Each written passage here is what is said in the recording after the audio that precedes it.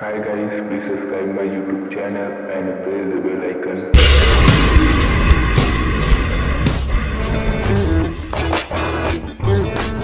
Hello friend, आज से मैं स्टार्ट करने वाला हूँ एनसीईआरटी क्लास 7 का मैथ। तो बने रहिए हमारे साथ, क्योंकि हमारा ये वीडियो आपको बहुत ही हेल्पफुल साबित होने वाला है। मैं प्रॉमिस तो नहीं कर सकता, पर इतना दावा ज़रूर करता हूँ कि ये वीडियो देखने के बाद आपको किसी और प्लेटफार्म की जरूरत नहीं। 7 का जो पहला चैप्टर है वह है परिमेय संख्याएं। बैक में जाते हैं, जो पिछली कक्षा में आपने पढ़ा है। पिछली कक्षा में आपने पढ़ा होगा कक्षा 6 के मैथ में प्राकृतिक संख्याएं। प्राकृतिक संख्याएं होती क्या है, सबसे पहले हम ये जानते हैं। जैसे मान लीजिए कि ये कुछ गोलियां हैं, ये कुछ गोलियां हैं और किसी ने बोल दिया कि इसे आप काउंट करिए। जब इन गोलियों को कोई बोलेगा कि गिनने के लिए, तो आप क्या करेंगे, सबसे पहले इसे गिनना स्टार्ट करेंगे। तो कैसे गिनना स्टार्ट करेंगे, आप कहेंगे 1 2 3 4 5 6 7 8 9 10 11 12। आप ऐसे गिनना स्टार्ट करेंगे ना। आप ऐसे तो नहीं गिनना स्टार्ट करेंगे कि 0 1 2 3 4 5। 0 से तो नहीं स्टार्ट करेंगे, जब स्टार्ट करेंगे 1 से स्टार्ट करेंगे। तो प्राकृतिक संख्या हम किसे कहते हैं कि जितनी भी गिनती हैं उसे हम प्राकृतिक संख्या कहते हैं। दूसरे शब्दों में हम यह कह सकते हैं कि वस्तुओं को गिनने के लिए हम जिन संख्याओं का प्रयोग करते हैं उसे हम नेचुरल नंबर कहते हैं, प्राकृतिक संख्याएं कहते हैं। क्या बोला मैंने, कि वस्तुओं को गिनने के लिए हम जिन संख्याओं का प्रयोग करते हैं उसे हम प्राकृतिक संख्याएं कहते हैं। जैसे मान लीजिए 1 2 3 4 5 6 7 8। इसी प्रकार आगे भी चला जाएगा। हम जो ये वस्तुएं हैं, इन वस्तुओं को हम कैसे गिन रहे हैं, इन्हीं गिनती के माध्यम से तो गिन रहे हैं। तो यानी कि ये जो गिनती है ये क्या है, प्राकृतिक संख्या है।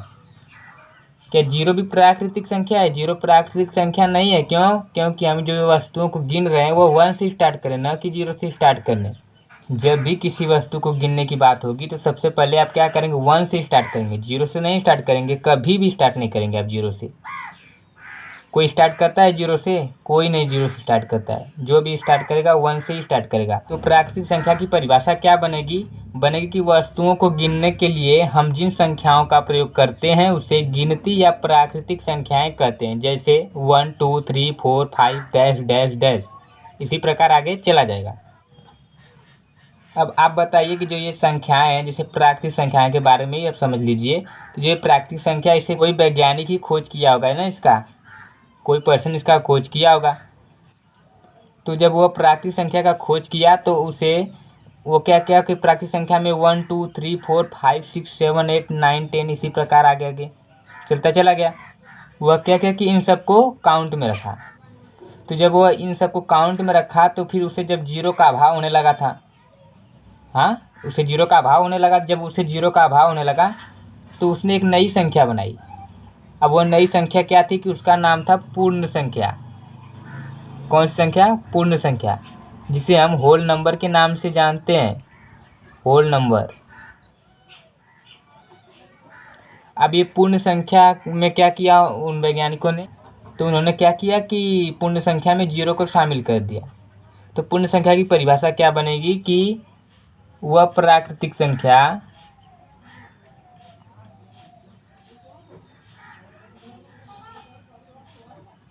जिसमें जीरो भी शामिल हो, जिसमें जीरो भी शामिल हो,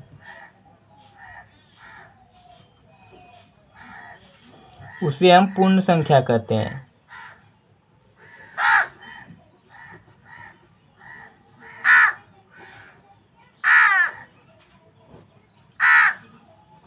जैसे 0 1 2 3 4। इसी प्रकार आगे चला जाएगा। देखिए अब उन लोगों ने क्या किया कि जीरो को भी शामिल करने के लिए एक नया संख्या बना दिया, जिसे हम पूर्ण संख्या के नाम से जानने लगे। कहते हैं ना कि जब इंसान आगे बढ़ता जाता है तो उसकी ख्वाहिशें बढ़ती जाती है। तो पहले उन्होंने क्या किया कि प्राकृतिक संख्याएं खोजी। तो प्राकृतिक संख्या खोजने के बाद उन लोगों को जीरो का अभाव होने लगा। जब उन लोगों को जीरो का अभाव होने लगा तो उन्होंने पूर्ण संख्या खोजी। अब पूर्ण संख्या के बाद उन लोगों क्या हुआ कि माइनस वाली संख्याओं का अभाव होने लगा। क्या अब ये माइनस वाली संख्याओं क्या करें? तो जब ये माइनस वाली संख्याएं उन लोगों को परेशान करने लगी तो उन्होंने एक नया टॉपिक और बनाया, जिसका नाम उन्होंने रखा पूर्णांक। उसका नाम उन्होंने पूर्णांक रखा। अब ये पूर्णांक क्या होते हैं? इसे इंटीजर कहते हैं, इसका इंग्लिश जो इंटीजर है। तो पूर्णांक क्या होता है कि इसमें क्या किया लोगों की प्राकृतिक संख्या को भी शामिल कर दिया और जीरो को भी शामिल कर दिया और प्लस क्या किया कि माइनस वाली संख्याओं को भी शामिल कर दिया। पूर्णांक में क्या किया कि प्राकृतिक संख्या को भी शामिल कर दिया उसमें और पूर्ण संख्या को भी शामिल कर दिया और जो माइनस वाली संख्याएं बची थी उन्हें भी शामिल कर दिया। तो हम पूर्णांक में यह लिख सकते हैं कि वह संख्या जिसमें प्राकृतिक संख्याएं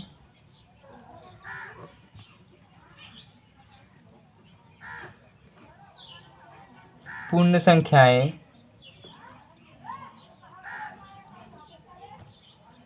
के साथ साथ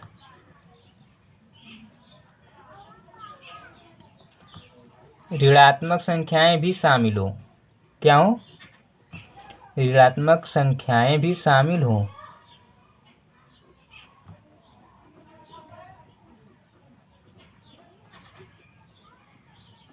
उसे हम पूर्णांक कहते हैं।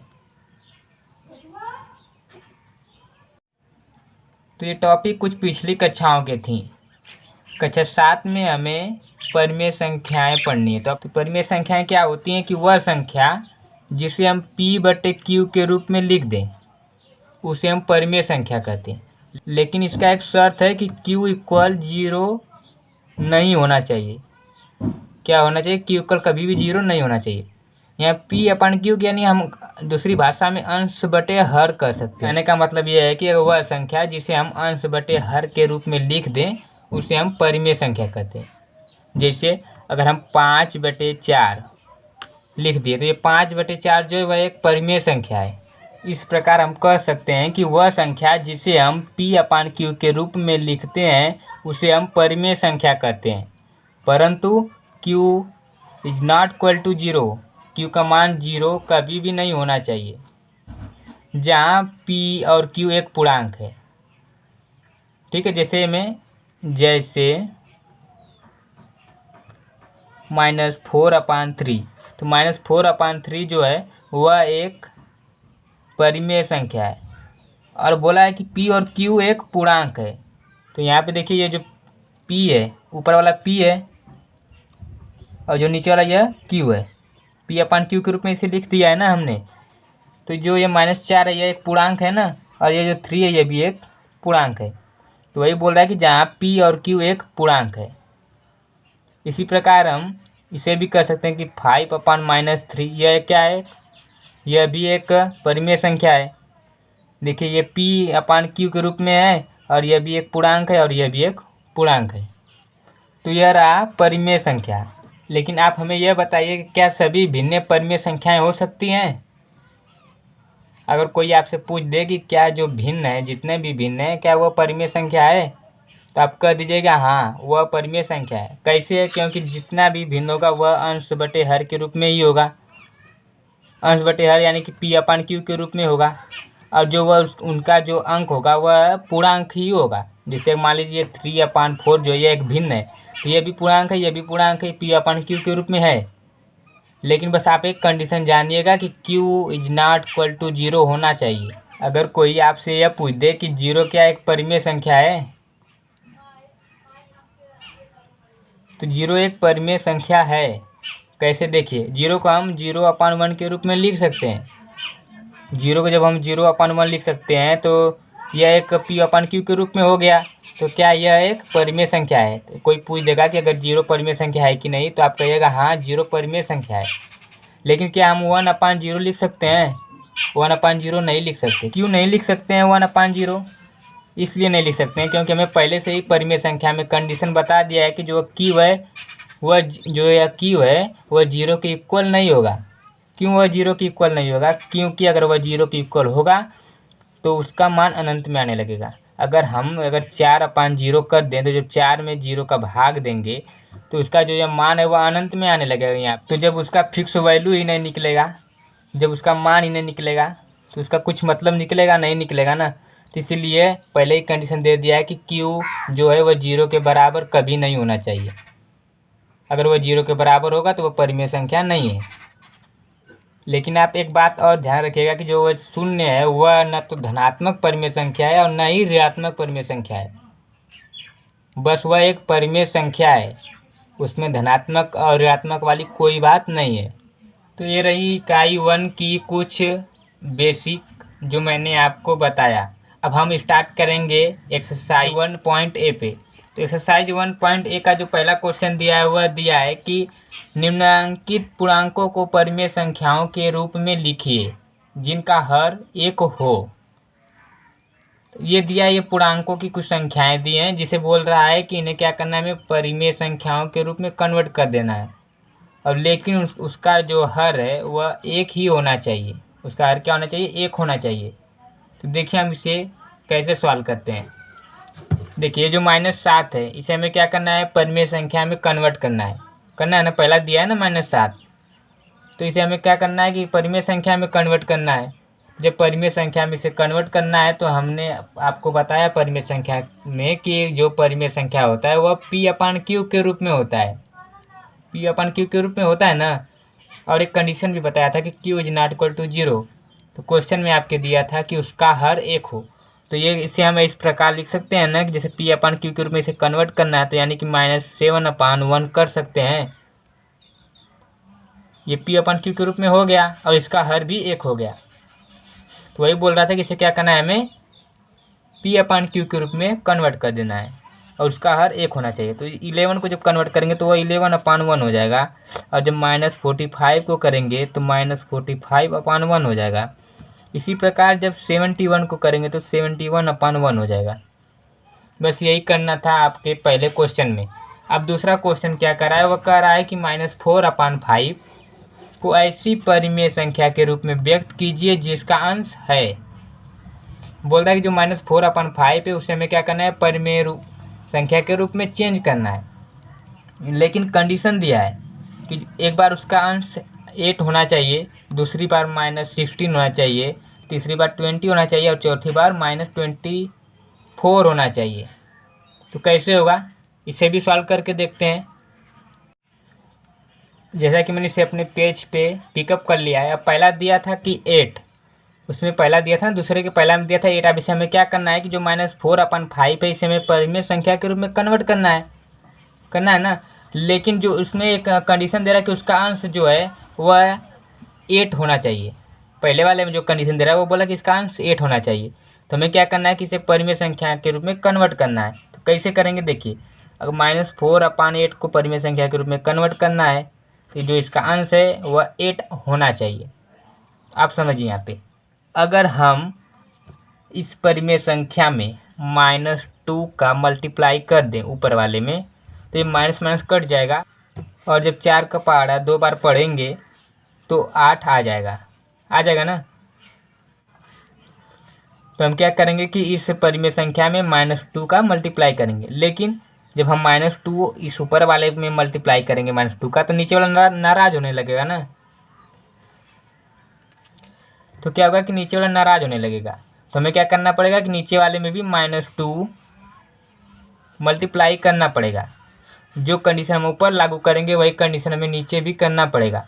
तो जब हम इसका मल्टीप्लाई करेंगे तो 8 आ जाएगा और जब इसका करेंगे तो 8 2 जा 16 और यहाँ पे माइनस आ जाएगा, क्योंकि यहाँ पे माइनस है नहीं कि कट जाए। तो देखिए इसका जो अंश है वह 8 आ चुका है। तो वही बोल रहा था कि -4/5 को हमें परिमेय संख्या में कन्वर्ट करना है और पहला ऑप्शन दिया था कि उसका जो अंश है वह 8 आना चाहिए। अब दूसरा कंडीशन क्या दिया है, दूसरा कंडीशन दिया है कि उसका जो अंश है वह -16 आना चाहिए। क्या आना चाहिए, -16। अब ये -16 कैसे आएगा, फिर उसी प्रकार हम अपना माइंड लगाएंगे। कैसे लगाएंगे देखिए, अगर हम -4/8 में -4 का मल्टीप्लाई कर दें, -4 का नहीं करेंगे। क्यों नहीं करेंगे, देखिए यहाँ पे क्या करना है, माइनस लाना है। अगर हम माइनस का मल्टीप्लाई करेंगे तो माइनस माइनस कट जाएगा, तो हमें तो माइनस लाना है ना। तो हम माइनस का मल्टीप्लाई नहीं करेंगे, क्या करेंगे, 4 का करेंगे। तो 4 जब उस ऊपर 4 का करेंगे तो नीचे भी 4 का करना पड़ेगा। जब ऊपर नीचे 4 का जब मल्टीप्लाई करेंगे तो देखिए यहाँ पे क्या हो जाएगा कि 4 4 जा 16, यहाँ पे 16 आ जाएगा और ये माइनस यहाँ पे चला आएगा। ये तो अंश हो गया, अंश देखिए -16 आ गया। अब हर क्या होगा कि 8 4 जा 32। अब तीसरा क्या कंडीशन कर रहा है, तीसरा बोल रहा है कि 20 आना चाहिए, उसका अंश क्या आना चाहिए, 20 आना चाहिए। अब 20 कैसे आएगा, फिर वही उसी प्रकार देखिए कैसे, -4/5। यहाँ पे देखिए मैंने -4/5 लिखा है और मैं यहाँ पे मैंने -4/8 का मल्टीप्लाई कर दिया है। तो मैंने थोड़ा सा मिस्टेक कर दिया, उसके लिए मैं माफ़ी चाहूँगा। तो आप क्या करें कि मैंने यहाँ पे डायरेक्ट मैं यहाँ पे 8 बना दे रहा हूँ, ठीक है। जब मैं इसे 8 बना दूंगा तो ये पूरा कंडीशन सही होने लगेगा। तो जब आप ये दूसरा क्वेश्चन सॉल्व करना तो आप क्या करना है कि यहाँ पे 5 लगा देना, यहाँ पे 5 करके कर देना, सिर्फ सेम कंडीशन उसी प्रकार लागू होगा। बस आपको क्या करना है, समझना है। फिर इसी प्रकार का आपको कोई कितना भी सवाल दे दे आप उससे लगा ही जाएंगे। तो आप क्या करिए कि यहाँ पे 8 बना दीजिएगा फिलहाल में, और जब आपको अगर यही क्वेश्चन सॉल्व करना हो तो आप 5 के माध्यम से सॉल्व कर दीजिएगा। तो मैं क्या कर रहा हूँ कि यहाँ पे भी 8 बना दे रहा हूँ, हो गया। अब कंडीशन क्या बोल रहा है कि 20 आना चाहिए। तो माइंड में फटाक से आ गया कि अगर हम 5 से मल्टीप्लाई करेंगे तो 20 आ जाएगा, लेकिन यहाँ पे ये माइनस लोचा डाल रहा है। तो हमें क्या करना है, माइनस को हटाना है। माइनस हटाने के लिए हम माइनस से मल्टीप्लाई कर देंगे, ऊपर नीचे दोनों करना पड़ेगा। जब माइनस माइनस का मल्टीप्लाई करेंगे तो यहाँ 4 5 जा 20, और माइनस माइनस कट जाएगा और नीचे आएगा 8 5 जा 40, यानी -40। ये हो जाएगा ना। देखिए इसका जो अंश कंडीशन दे रहा था वही आ गया यहाँ पे। अब चौथा में जो कंडीशन दिया है वो दिया है कि -24 आना चाहिए। क्या आना चाहिए, -24 आना चाहिए। अब ये -24 कैसे आएगा, फिर उसी प्रकार हम करेंगे जैसे -4/8। अब हमें क्या करना है कि -24 लाना है। तो हम क्या करेंगे कि 6 का मल्टीप्लाई करेंगे। अगर 6 का मल्टीप्लाई करेंगे तो 6 4 जा 24। जब 6 4 जा 24 आ जाएगा तो हम क्या करेंगे, यहाँ पे 6 का मल्टीप्लाई कर देंगे। तो 6 4 जा 24, और ये माइनस यहाँ पे चला आएगा। आप कहेंगे कि यहाँ पे माइनस का मल्टीप्लाई क्यों नहीं किए। हम यहाँ पे माइनस का मल्टीप्लाई इसलिए नहीं किए कि अगर हम यहाँ पे माइनस का मल्टीप्लाई करेंगे तो माइनस माइनस कट जाएगा, तो हमें यहाँ पे माइनस लाना था, इसलिए हम मल्टीप्लाई नहीं किए। अब हो जाएगा 6 8 जा 48। ये रहा हमारा दूसरा क्वेश्चन। तो हमारा दूसरा क्वेश्चन भी सॉल्व हो गया। अब हमारा तीसरा क्वेश्चन है, वह कह रहा है -5/-7 को ऐसी परिमेय संख्या के रूप में व्यक्त कीजिए जिसका हर है। सेम वही क्वेश्चन है, बस क्या करा कि यहाँ पे अंश है लिख दिया है, यहाँ पे हर है। हमने क्या किया कि यहाँ पे अंश को कन्वर्ट कर रहे थे। यहाँ पे जैसे 8 दिया है पहला ऑप्शन है, तो हम अंश में 8 लाना था। अब क्या करना है, यहाँ पे जो हर में लाना है, हमें हर में 7 लाना है, हर में -14 लाना है, हर में 21 लाना है, और हर में -35 लाना है। तो हर में ये सब कैसे करेंगे उसे भी हम क्वेश्चन के माध्यम से समझेंगे। जैसा कि तीसरे क्वेश्चन को मैंने अपने पेज पे पिकअप कर लिया। तीसरा क्वेश्चन क्या कर रहा था, एक बार मैं फिर से रिपीट कर दे रहा हूँ कि -5/7 को ऐसी परिमेय संख्या के रूप में व्यक्त कीजिए जिसका हर है। तो पहला दिया है -7, हमें क्या करना है कि ये जो -5/7 है इसे हमें क्या करना है कि परिमेय संख्या के रूप में कन्वर्ट करना है, लेकिन उसका जो हर है वह 7। एक बार 7 आना चाहिए, दूसरी बार -14 आना चाहिए, तीसरी बार 21 आना चाहिए, और चौथी बार -35 आना चाहिए। तो कैसे होगा, सेम वही कंडीशन जो मैंने पिछले वाले क्वेश्चन में किया। क्या करना है, हमें इसका हर, ये जो -5/7 है इसका हर 7 लाना है। इसका हर 7 कैसे लाएंगे, सिंपल सा है, जब इसका 7 है तो 1 से मल्टीप्लाई कर देंगे, करेंगे ना। जब 1 से मल्टीप्लाई करेंगे तो ये क्या हो जाएगा, 1 5 जा 5, तो माइनस माइनस आ जाएगा, फिर 7 1 जा 7। तो इसका जो ये हर है 7 आ गया। लेकिन क्वेश्चन में क्या किया है, क्वेश्चन पे में यहाँ पे -7 दिया है। तो क्या करना करेंगे हम कि यहाँ पे भी -7 कर देंगे, करेंगे ना। तो जब यहाँ पे हम -7 करेंगे तो हमें क्या करना है, -1 से मल्टीप्लाई करेंगे। क्यों -1 से मल्टीप्लाई करेंगे, -1 से मल्टीप्लाई इसलिए करेंगे क्योंकि हमें 7 लाना है। तो जब माइनस माइनस से मल्टीप्लाई करेंगे तो माइनस माइनस कट जाएगा और सिर्फ 7 बच के यहाँ पे चला आएगा, इसलिए हम -1 से मल्टीप्लाई करेंगे। अब दूसरे में क्या कर रहा है, दूसरे में कह रहा है कि -14, हमें क्या करना है, -14 लाना है उसके हर में। तो -5/-7 मल्टीप्लाई, हम क्या करेंगे, 7 2 जा 14 होता है, यानी कि 2 का मल्टीप्लाई कर देंगे। अब यहाँ पे हम माइनस का मल्टीप्लाई नहीं करेंगे। क्यों नहीं करेंगे? क्योंकि हमें माइनस लाना है। तो 2 5 जा 10, ये माइनस यहाँ पे चला आएगा और जब इसका इसमें मल्टीप्लाई करेंगे तो -14 आ जाएगा। अब तीसरा क्या कर रहा है कि 21 लाना है। अब 21 कैसे लाएंगे? तो ये क्या हो जाएगा, -5/-7 का मल्टीप्लाई हम 3 से करेंगे, क्योंकि 7 3 जा 21 हो जाएगा। तो यहाँ पे 21 आ गया ना 21। तो अब क्या करना कि यहाँ पे माइनस नहीं लाना है, तो हम क्या करेंगे, यहाँ पे माइनस का मल्टीप्लाई करके ये माइनस माइनस कट जाएगा तो 21 आ जाएगा। लेकिन जब नीचे करेंगे तो ऊपर भी करना पड़ेगा, क्योंकि ये बार नाराज़ हो जाएगा। हमें किसी को नाराज़ नहीं करना है, अपना काम निकालते जाना है और सबको खुश करते चला जाना है। तो यहाँ पे क्या आ जाएगा, 5 3 जा 15 और ये माइनस माइनस कट जाएगा। अब चौथे में क्या कंडीशन दे रहा है? चौथे में दे रहा है कि जो इसका हर है -35 आना चाहिए। तो इसके लिए हमें क्या करेंगे कि 5 से मल्टीप्लाई कर देंगे। जब 5 से मल्टीप्लाई करेंगे तो 5 5 जा 25 हो जाएगा और ये माइनस यहाँ पे चला आएगा और ये 35 हो जाएगा और ये माइनस यहाँ पे चला आएगा। तो इस प्रकार हमारा तीसरा क्वेश्चन भी समाप्त हो गया। अब चौथा क्वेश्चन क्या कर रहा है कि निम्नांकित परिमेय संख्या के हर को धनात्मक बनाइए।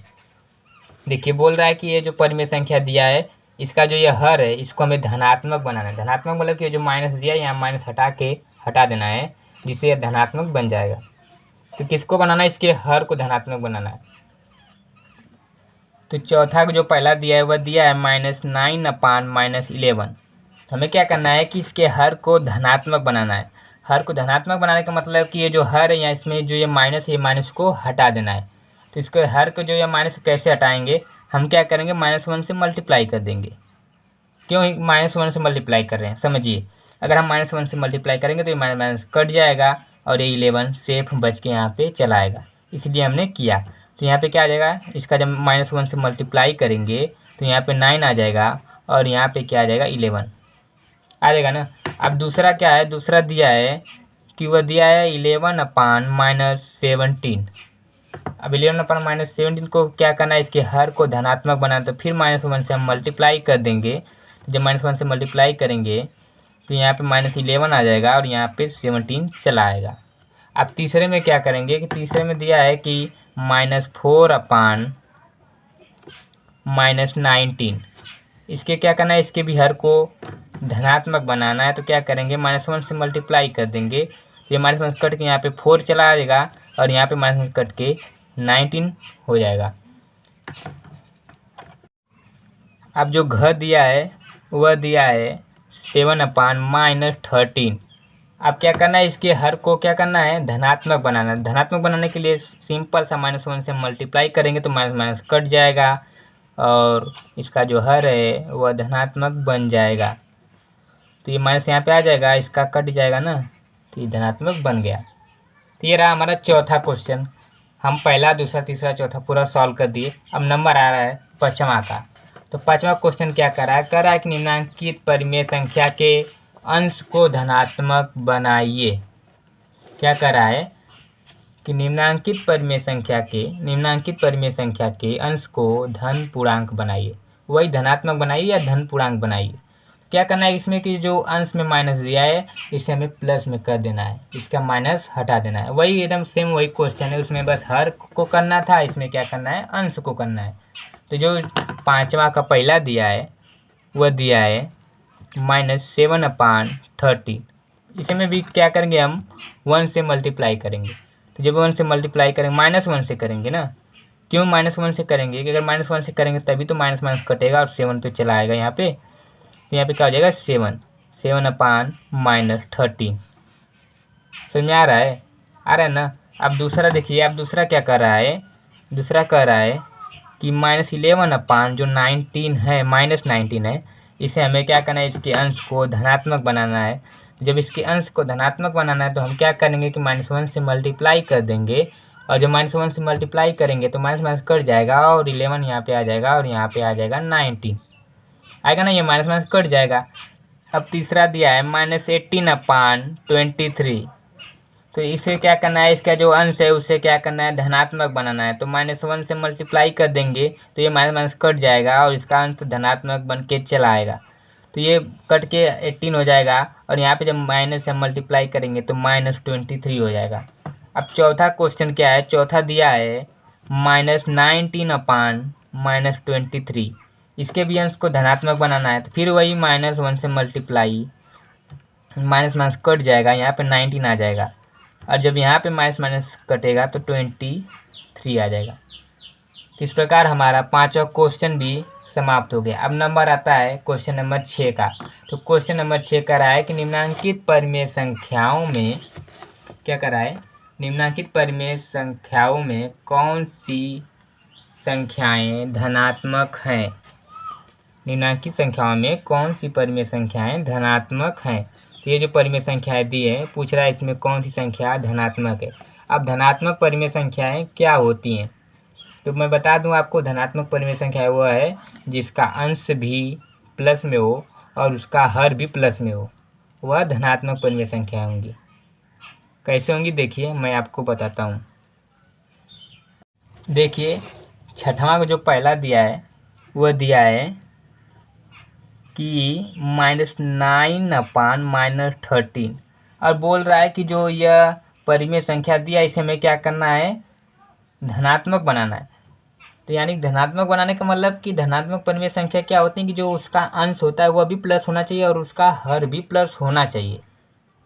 तो हमें क्या करना है, इसके अंश को भी प्लस बनाना है, इसके हर को भी। पीछे हमने क्या किया, पहले हर को प्लस किया, फिर मैंने क्या किया, अंश को प्लस किया। लेकिन अब तीसरा क्वेश्चन में क्या कर रहा है कि इसके अंश को भी प्लस करो और हर को भी प्लस करो, और उसका नाम दे दिया है धनात्मक परिमेय संख्याएं।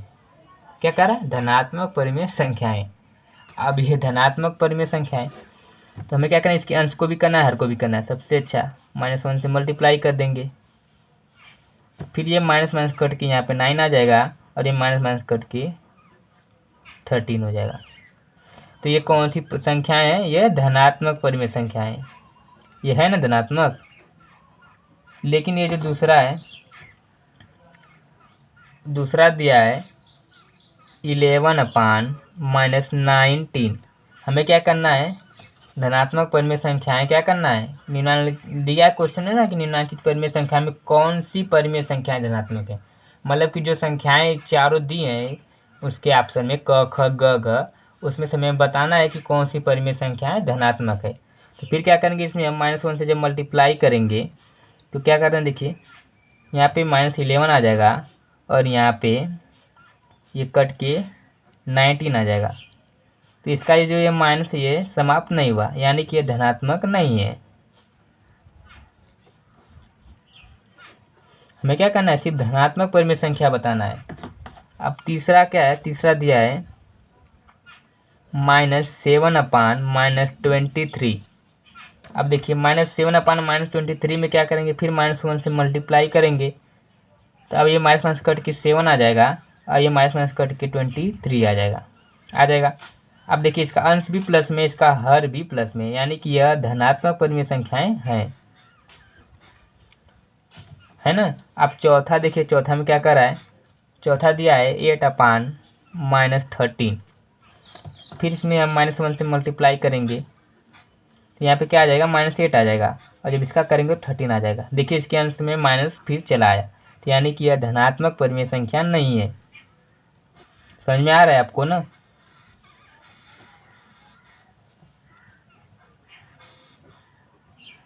नहीं है। तो ये क्वेश्चन नंबर 6 भी समाप्त हो गया। अब क्वेश्चन नंबर 7 में क्या कह रहा है कि, अब देखिए 7वां में क्या कह रहा है कि निम्नांकित संख्याओं में कौन कौन सी परिमेय संख्याएं ऋणात्मक हैं। क्या कह रहा है कि निम्नांकित संख्याओं में कौन कौन सी परिमेय संख्याएं ऋणात्मक है। पहले हमने क्या किया कि धनात्मक परिमेय संख्याओं को छाटा, अब हमें क्या करना है, ऋणात्मक परिमेय संख्याओं को छाटना है। तो पहला दिया है -7/11, दूसरा दिया है -6/-13, तीसरा है 8/-35, फिर चौथा दिया है -21/-23। इसे हम अपने पेज पे पिकअप करके लगाते हैं। तो पहला दिया है जो, वह दिया है, क्या दिया है कि -7/11, ये दिया है पहला। अब क्या करना है, इसे करना है ऋणात्मक में चेंज करना है, यानी कि हमें बताना है कि जो 4 दिया है इसमें कौन सा ऋणात्मक परिमेय संख्या है। फिर वही -1 से मल्टीप्लाई करेंगे। जब -1 से मल्टीप्लाई करेंगे तो ये माइनस कट के यहाँ पे 7 आ जाएगा और यहाँ पे -11 आ जाएगा। यहाँ पे माइनस बड़ा रह गया, यानी कि यह है, यह ऋणात्मक परिमेय संख्या है। अब दूसरा जो है उसे भी चेक करें। तो दूसरा दिया है कि -6/-30। क्या करना है, इसे भी हमें चेक करना है कि यह ऋणात्मक परिमेय संख्या है कि नहीं। तो फिर -1 से जब मल्टीप्लाई करेंगे तो ये माइनस कट के यहाँ पे 6 आ जाएगा, ये माइनस कट के यहाँ पे 13 आ जाएगा। तो देखिए यहाँ पे ऊपर भी प्लस आएगा नीचे भी, यानी कि यह धनात्मक परिमेय संख्या यानी ऋणात्मक नहीं है। तो कह देंगे यह नहीं है। अब तीसरा क्या है, तीसरा दिया है कि 8/-35। क्या दिया है, 8/-35 ये दिया है ना। अब देखिए क्या करना है, इसे हमें चेक करना है। तो फिर -1/-1 से मल्टीप्लाई करेंगे जब, तो ये माइनस यहाँ पे चला आएगा, यानी यहाँ पे -8 आ जाएगा और ये माइनस कट के 35 आ जाएगा।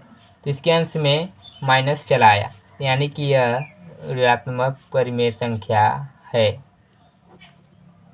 ठीक है। अब चौथा क्या कर रहा है, चौथा दिया है हमारा कि -21/-23। इसे भी चेक करना है। तो फिर वही काम -1 से मल्टीप्लाई, फिर ये माइनस कट के यहाँ पे 21 आ जाएगा, फिर ये माइनस कट के यहाँ पे 23 आ जाएगा। देखिए इसके अंश में भी प्लस है, इसके हर में भी प्लस है, यानी कि यह नहीं है, यह ऋणात्मक परिमेय संख्या नहीं है। इस प्रकार धीरे धीरे करके हम क्वेश्चन नंबर 7 तक सॉल्व कर दिए। अब क्वेश्चन नंबर 8 क्या कर रहा है, क्वेश्चन नंबर 8 कर रहा है कि निम्नलिखित परिमेय संख्याओं को सरलतम रूप में लिखिए। पहला दिया है -9/21। तो हमें क्या करना है कि जो यह -9/21 दिया है, इसे हमें क्या करना है, सरलतम रूप में चेंज करना है। अब यहाँ पे देखिए सरलतम रूप का मतलब समझिए। सरलतम रूप का मतलब यह है कि उसे आप सिंपल भाषा में समझिए। आप देखिए इसे, अगर कोई भी परिमेय संख्या दे दिया आपको, बोला सरलतम रूप में लिखिए, तो उसे एकदम ऊपर नीचे से काट काट के एकदम छोटा कर देना है, बस वो इसका सरलतम रूप हो जाएगा। जैसे समझिए कि अगर 16/8 दिया है, बोल दिया इसे सरलतम रूप में लिखिए। क्या करेंगे आप, सेम नंबर से इसका काटेंगे। जैसे हमारे ये 2 से कटेगा ना, तो क्या आ जाएगा, 2 8 जा 16 हो जाएगा। फिर जब ये 2 से कटेगा तो इसे भी 2 से ही काटेंगे, जब ये 3 से काटेंगे तो ये 3 भी, यानी सेम नंबर से काटेंगे ऊपर नीचे। ये 2 से कटेगा तो क्या आ जाएगा, 4 आ जाएगा। अभी देखिए ये भी 2 से कटेगा, ये भी 2 से, तो जब ये काटेंगे ये 4 आ जाएगा, ये जब 2 से काटेंगे 2 आ जाएगा, फिर 2 से कटेगा अभी भी, तो यहाँ पे जब काटेंगे 2 आ जाएगा, यहाँ पे काटेंगे 1 आ जाएगा, यानी कि अब नहीं कटेगा किसी से। 2/1 जो है यह इसका क्या है, सरलतम रूप है, माने कि उसके काट काट के एकदम छोटा कर देंगे। तो उसको काट काट के एकदम छोटा कर देंगे, वही उसका सरलतम रूप हो जाएगा। हमें क्या करना है, इसे सरलतम रूप में लिखना है। तो सरलतम रूप में लिखना है तो क्या करेंगे, इसे एकदम छोटा करते चले जाएंगे, काट काट के, क्या करके, काट काट के। कैसे, देखिए -9/21 है, देखिए ये 3 से कट जाएगा, ये भी 3 से कटेगा, क्या हो जाएगा, 3 3 जा 9, फिर 3 7 जा 21। अब ये माइनस यहाँ पे रहेगा। अब किससे कटेगा, अब किसी से भी नहीं कटेगा, यानी कि इसका सरलतम रूप यही है। अब दूसरा क्या दिया है, दूसरा दिया है -18/-27, ये दिया है दूसरा। अब दूसरा में इसे क्या करना है, इसे भी सरलतम रूप में लिखना है। फिर इसे क्या करेंगे, काटेंगे। किससे काटेंगे, चाकू से नहीं, इसे पेन से काटेंगे, चाकू से नहीं काटेंगे। फिर देखिए जैसे -18/-27 दिया है, 3 से कटेगा, 2 से नहीं कटेगा। देखिए ये 2 से नहीं कटेगा और ये कट जाएगा, लेकिन ये नहीं कटेगा। तो हम क्या करेंगे, इसे 3 से काटेंगे, इसे भी 3 से कट जाएगा दोनों ना। 3 6 जा 18, यहाँ पे माइनस चला आएगा। फिर यहाँ पे 3 9 जा 27, फिर माइनस चला आएगा। अभी देखिए फिर कटेगा एक बार 3 से, तो ये हो जाएगा 3 2 जा 6, यहाँ पे माइनस हो जाएगा। और जब यहाँ पे कटेगा तो 3 3 जा 9, फिर यहाँ पे माइनस चला आएगा। अब देखिए ना 2 से कटेगा, ना 3 से, ना 4 से, किसी से भी नहीं कटेगा। तो ये इसका सरलतम रूप है, -2/-3। अब तीसरा जो है वह है 21/36। इसको भी सरलतम रूप में लिखना है तो क्या करेंगे, इसे काटते जाएंगे, यानी 21/-36 ये 3 से कटेगा, कट जाएगा ना, तो क्या हो जाएगा 3 7 21 हो जाएगा। यहाँ पे हो जाएगा माइनस तो लगेगा ही, तो 3 1 3, फिर 3 2 6 हो जाएगा। इसका सरलतम रूप यही है, अब नहीं कटेगा किसी से। अब चौथा देखिए, चौथा क्या दिया है, चौथा दिया है कि -36/64, -36/64। अब ये देखिए किससे कटेगा, इसे हम 4 से काटेंगे, तो 4 से जब इसे काटेंगे तो क्या हो जाएगा 4 9 36, यहाँ पे माइनस चला आएगा, फिर यहाँ पे 4 1 4, यहाँ पे 2 बचेगा, 2 4 24, 4 6 24। ये इसका सरलतम रूप है। आपको समझ में आ रहा है ना क्वेश्चन पूरा, फास्ट तो नहीं बता रहे हैं। नहीं भाई, यहाँ पे -5 का मल्टीप्लाई हुआ है, जब यहाँ पे -5 का इसमें जब मल्टीप्लाई होगा तो 5 4 20 हो जाएगा, और जो माइनस है वो यहाँ पे चला आया ना, तो यहाँ पे क्या करेंगे कि -5 का जब नीचे वाले में मल्टीप्लाई हुआ तो इसका नियम यही कर रहा है कि ऊपर वाले में भी -5 का मल्टीप्लाई होना चाहिए। नहीं समझ में आ रहा है, समझिए। देखिए जैसे ये -3/4 है, और यहाँ पे आया क्या है कि -20 नहीं से यहाँ पे नीचे माइनस हर में जो है -20 आया है, और यहाँ ऊपर खाली स्थान दिया है। तो जब इसमें -5 का मल्टीप्लाई हो रहा है तो -20 आ रहा है, तो जब नीचे -5 का मल्टीप्लाई करा तो ऊपर भी करना पड़ेगा। तो जब इसमें -5 का मल्टीप्लाई करेंगे तो यहाँ पे क्या आ जाएगा 15 आ जाएगा, और ये माइनस माइनस कट जाएगा, तो यहाँ पे क्या आ जाएगा 15 हो जाएगा यहाँ पे। ठीक है, उसी प्रकार यहाँ पे क्या हो जाएगा 4 7 28 हुआ, तो 3 7 21, तो यहाँ पे 21 आ जाएगा, और ये माइनस यहाँ पे चला आएगा। समझ में आ रहा है आपको। आप ख में क्या कर रहा है कि देखिए ख में भी वही काम करना है, जैसे 8 3 24, यानी कि इसमें ये जो है -5/-8 है, इसमें क्या हुआ कि -3 का मल्टीप्लाई हुआ है। जब -3 का मल्टीप्लाई हुआ तो यहाँ पे 24 आया, माइनस माइनस कट के, तो जब नीचे -3 का मल्टीप्लाई हुआ तो ऊपर भी -3 का होगा, तो क्या हो जाएगा 3 5 15, और ये माइनस माइनस कट जाएगा, तो यहाँ पे क्या आ जाएगा 15 हो जाएगा। अब इसमें क्या आएगा, देखिए यहाँ पे 5 5 25, यानी कि जो ये 5 है इसमें -5 का मल्टीप्लाई हुआ है ना, जब -5 का मल्टीप्लाई हुआ है तभी तो 5 5 25 हुआ, और माइनस माइनस कट के कट गया। जब ऊपर -5 का मल्टीप्लाई हुआ तो नीचे भी -5 का होगा, तो ये माइनस माइनस कट जाएगा, और 5 का जब इसमें मल्टीप्लाई करेंगे तो यहाँ पे 40 हो जाएगा। अब तीसरा ग क्या कर रहा है कि 7/-9, यहाँ पे क्या आ रहा है -14 आ रहा है, यानी कि 7 में हम -2 का मल्टीप्लाई करेंगे तभी तो -14 आएगा। तो जब -7 में -2 का मल्टीप्लाई करें तो नीचे भी -2 का मल्टीप्लाई करना पड़ेगा, तो यानी कि 9 2 18, यानी -18 होगा। तो यहाँ पे क्या आ जाएगा नहीं ये माइनस माइनस कट जाएगा, यहाँ पे 18 हो जाएगा। अब यहाँ पे क्या आएगा 7 5 35, यानी 5 का मल्टीप्लाई हो रहा है, यानी 9 5 45, तो ये माइनस यहाँ पे चला आएगा। अब घ में क्या करा है, घ में करा है -8 जो है, ये थोड़ा सा बजा दे रहा है आपको, ये जो -8 है नीचे खाली कर दिया, डायरेक्ट मेन मुद्दा है इसका समाप्त कर दिया, और यहाँ पे दे दिया कि 4/15। तो हम क्या करेंगे इसमें, अब इससे देखेंगे, चेक करेंगे 4 2 8, 2 से मल्टीप्लाई हुआ है, -2 से हुआ है, जब -2 से मल्टीप्लाई करेंगे तो 4 2 8 हो जाएगा, और यहाँ पे ये माइनस यहाँ पे चला रहा है, नीचे भी -2 से मल्टीप्लाई कर देंगे, तो 15 2 30, तो -13 हो जाएगा -30, तो यहाँ पे -30 हो जाएगा, यहाँ पे -30 हो गया।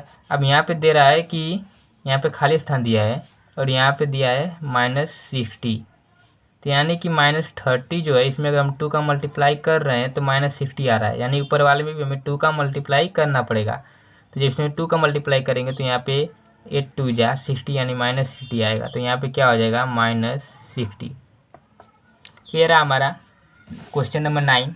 अब क्वेश्चन नंबर 10 देखिए, कह रहा है प्रत्येक के समतुल्य 3 और परिमेय संख्या लिखिए। कह रहा है कि इसी के समतुल्य माने इसी से रिलेटेड क्या करना है, हमें 3 और परिमेय संख्या लिखना है। जैसे 2 दूनी 4, 5 दूनी 10 हो गया एक परिमेय संख्या। दूसरा हो जाएगा 2 तिहाई 6, फिर 5 तिहाई 15।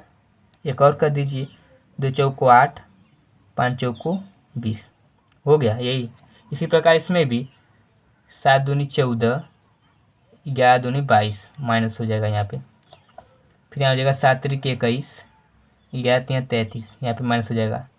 फिर इसी प्रकार 7 चौक 28, 11 चौक 44। अब इसमें भी वही होगा, 8 दूनी 16 हो जाएगा तो माइनस 16। फिर 5 दूनी 10 तो माइनस 10। फिर यहाँ पे हो जाएगा 8 त्रिक 24 माइनस 24, 5 3 15 माइनस 15। फिर 8 चौक को 32 माइनस 32। फिर 5 चौक को 20 माइनस 20। समझ में आ रहा है आपको? क्या कर रहे हैं, बस इसके समतुल्य लिखना था, यानी कि हम एक बार 2 से मल्टीप्लाई किए, फिर 3 से कर दिए, फिर 4 से कर दिए।